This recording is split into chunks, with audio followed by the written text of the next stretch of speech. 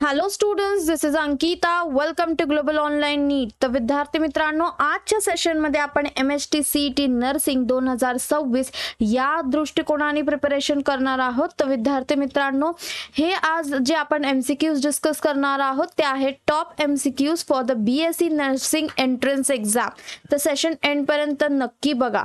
तर विद्यार्थी मित्रांनो, ग्लोबल ऑनलाईनने तुमच्यासाठी MHT-CET नर्सिंग, PCB, नीट अशा सगळ्या एक्झामसाठी एक कंप्लीट कोर्स लॉन्च केलेला आहे, ज्यात आम्ही तुम्हाला लाईव्ह लेक्चर्स प्रोव्हाइड करतो विथ रेकॉर्डेड लेक्चर्स. त्याचबरोबर त्याविषयी फुल सिलेबस नोट्स देखील आम्ही प्रोव्हाइड करतो, plus MCQ discussion and test series. तर विद्यार्थी मित्रांनो, तुम्हाला या कोर्ससाठी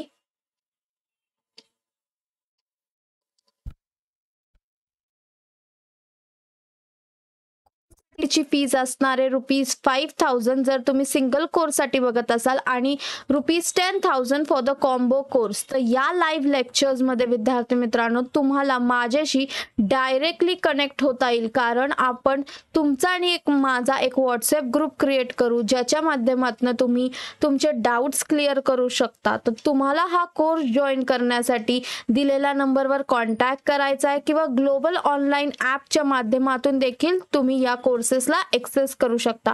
विद्यार्थी मित्रांनो, आपली नवीन बॅच लॉन्च झालेली आहे MHT-CET नर्सिंग साठी 18 ऑगस्ट 2025 ला, जे तर तुम्ही लवकरात लवकर या कोर्सेसला एनरोल होऊ शकता. तर आता आपण वळूया आपल्या MCQ सेशनकडे.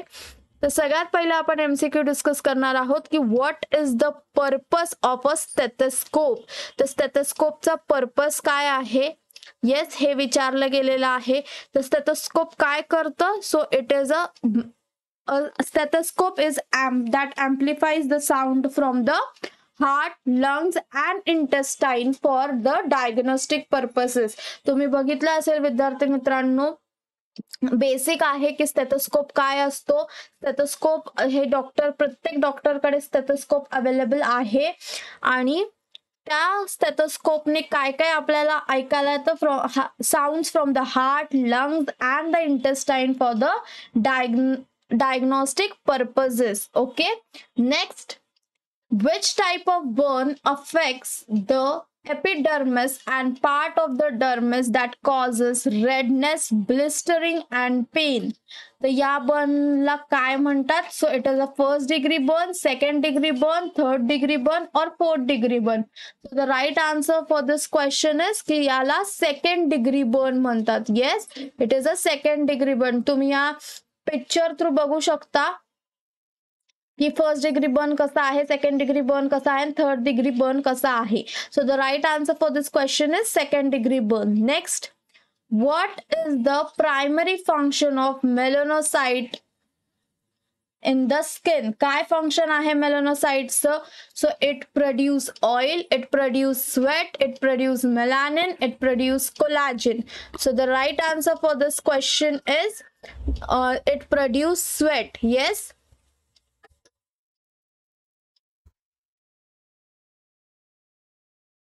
Next, what is the main function of the fibula? फिब्युलाचं मेन फंक्शन काय आहे ते विचारलेलं आहे. So here options are weight bearing, muscle attachment, shock absorption, joint stabilization. So the right answer for this question is fibula. Yes, that is muscle attachment. Yes, the fibula primarily serves as a site for the muscle attachment and provides lateral stability to the ankle. काय करतो फिब्युलाचा काय role आहे? It produces muscle attachment, sorry, it gives muscle attachment which acts as a primarily serve as a site for muscle attachment. Next, which artery can be palpated behind the medial malleolus? हे त्यांनी विचारलेलं आहे. Right, कुठली artery आहे जी can be palpated behind the medial malleolus? So options here are posterior tibial artery, anterior tibial artery, dorsalis pedis artery, popliteal artery. So the right answer is posterior tibial artery, that is option number A, which runs behind the medial malleolus and is commonly used to check the peripheral circulation. Next, which genetic disorder affects the ability of blood to carry oxygen properly? असा कुठला genetic disorder आहे ज्यामुळे blood it hampers the ability of blood to carry oxygen properly? So the right answer for this question is sickle cell anemia, right? Options काय काय दिले होते इथं? cystic fibrosis, hemophilia, Huntington's disease. So the right answer is sickle cell anemia because it causes the red blood cells to become crescent shape. आपले red blood cells जर असे असतील, right, तर सिकल सेल अनेमिया मध्ये काय होतं? Crescent शेपचे bloods होतात, राईट. क्रेसेंट मून ऐकलंय? That is the crescent shape, असे चंद्राच्या आकाराचे ब्लड सेल्स होती आपली, and because due to which it causes lead to poor oxygen transport. Next, which disease is characterized by loss of memory and cognitive decline? तर अशी कुठली disease आहे ज्याच्यामुळे लॉस ऑफ मेमरी होते? So options here are Parkinson's disease, Alzheimer disease, epilepsy, multiple sclerosis. So the right answer for this question is option number B, that is Alzheimer's disease, because it is a progressive brain disorder. काय आहे Alzheimer disease? It is a progressive disorder that is affecting memory and the thinking skills.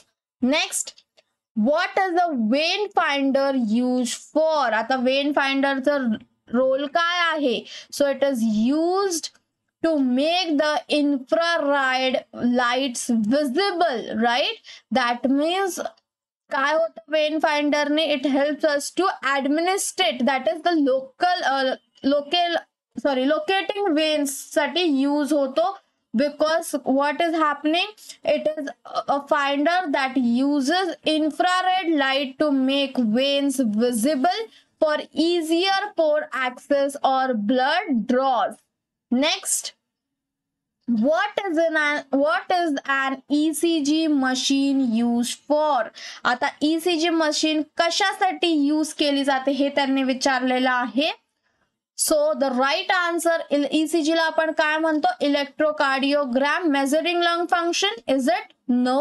Recording heart activity, monitoring oxygen levels, checking reflexes. So the electrocardiogram is use for recording the heart activity. काय करतो ECG?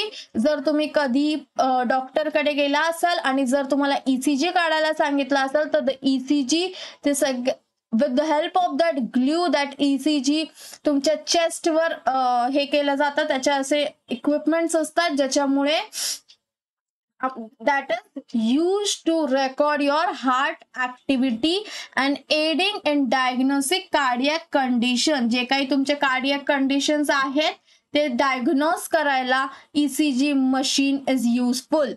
Next, what is the term of an abnormal increase in platelet count? Abnormal increase जर platelet count मध्ये असेल तर त्या टर्मला आपण काय म्हणतो हे त्यांनी विचारलेलं आहे. सो ऑप्शन्स इथे दिलेले आहेत: thrombocytosis, leukocytosis, thrombocytopenia, haemophilia. So the right answer is thrombocytosis. Yes, it is an abnormal elevation in the platelet count. Elevation म्हणजे काय? Increase in the platelet count. अचानकपणे प्लेटलेट वाढतंय, that is the condition of thrombocytosis. तो students, हे होते आजचे आपले काही MCQs that are easy but important as per the BSc nursing entrance exam point of view for the academic year 2026. तर विद्यार्थी मित्रांनो, ग्लोबल ऑनलाईनने तुमच्यासाठी MHT CET नर्सिंग, PCB, नीट अशा सगळ्या एक्झामसाठी एक कंप्लीट कोर्स लॉन्च केलेला आहे, ज्यात आम्ही तुम्हाला लाईव्ह लेक्चर्स प्रोव्हाइड करतो.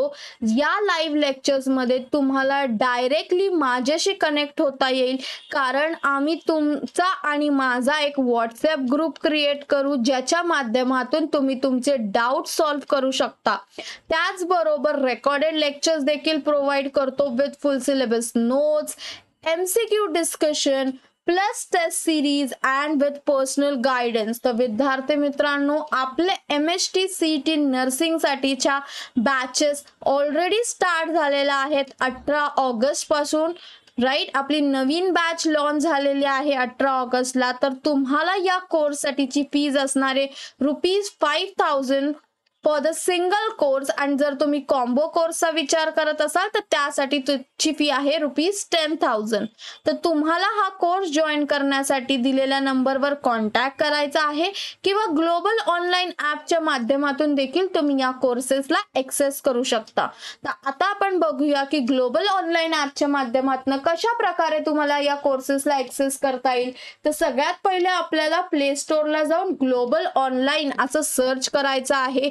जेव्हा तुम्ही प्ले स्टोअरला ग्लोबल ऑनलाईन असं सर्च कराल, तुम्हाला Gचा आयकॉन दिसेल. या Gच्या आयकॉनवर तुम्हाला क्लिक करायचं आहे, तो ॲप डाउनलोड करायचा आहे आणि तुमचं नाव आणि मोबाईल नंबर टाकून स्वतःला रजिस्टर करा. एकदा तुम्ही स्वतःला रजिस्टर केलं तर तुम्ही या पेजला रिडायरेक्ट व्हाल, जिथे तुम्हाला 3 ऑप्शन्स दिसतील, होम, स्टोर आणि चॅट्स. तर तुम्हाला या स्टोरच्या ऑप्शनवर क्लिक करायचं आहे, आणि स्टोरच्या ऑप्शनवर क्लिक केल्यावर तुम्हाला या पेजला रिडायरेक्ट व्हाल. तुम्ही या पेजला रिडायरेक्ट व्हाल, जिथे तुम्हाला वरती सर्च बारमध्ये नर्सिंग असं सर्च करायचं. जर तुम्ही नर्सिंग कोर्ससाठी बघत असाल, जर तुम्ही PCB कोर्ससाठी बघत असाल तर PCB सर्च करा, आणि जर तुम्ही नीट कोर्ससाठी बघत असाल तर नीट सर्च करा. तर अशा पद्धतीने जे तुम्ही सर्च कराल तिथे तुम्हाला तो कोर्स विजिबल होईल. तर अशा प्रकारे ग्लोबल ऑनलाईन ॲपच्या माध्यमातून देखील तुम्ही या कोर्सेसला ॲक्सेस करू शकता. विद्यार्थी मित्रांनो, जर तुम्हाला माझा व्हिडिओ आवडला असेल तर माझ्या व्हिडिओला लाईक करा, आणि त्याचबरोबर तुमचे जे फॅमिली, फ्रेंड्स आणि रिलेटिव्स आहेत, जे कोणी या एक्झामसाठी प्रिपेअर करत आहे 2026 साठी, त्यांना हा व्हिडिओ नक्की शेअर करा, जेणेकरून त्यांना त्यांच्या फ्युचर प्रिपरेशनमध्ये हेल्प होईल. Thank you students.